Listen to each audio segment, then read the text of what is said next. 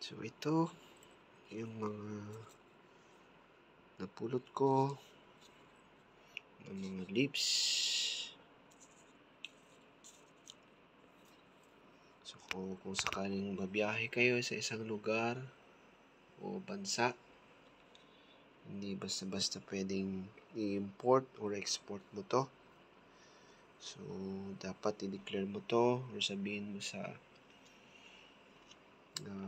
Animal and Plant Quarantine Facility ng isang bansa.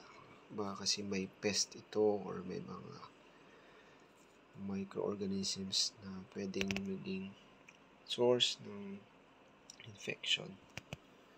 So, kung pupunta ka naman or pauwi ka sa Pilipinas, so dapat inform mo yung Bureau of Plants Industry. Baka kasi bawal magpapasok ng mga leaves.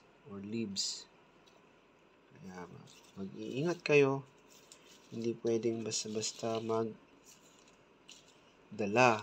or mag-uwi ng mga dahon.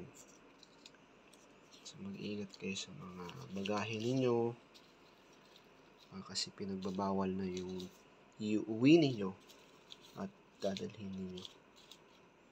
So, ito is just a lesson for educational purpose para next time hindi nyo pwedeng iuwi ito basta-basta kahit nagagandahan pa kayo. So, sana nakatulong sa inyo ito. Kahit may nakuha at nakita kayo mga dahon tulad nito, please, wag na wag nyo pong kukunin at iuwi.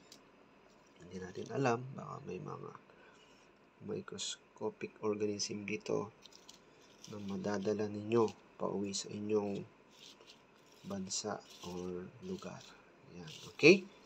So, hopefully, nakatulong ako sa inyo sa mga regulations ng ating airport or sa isang bansa pertaining to leaves or leaf or plants.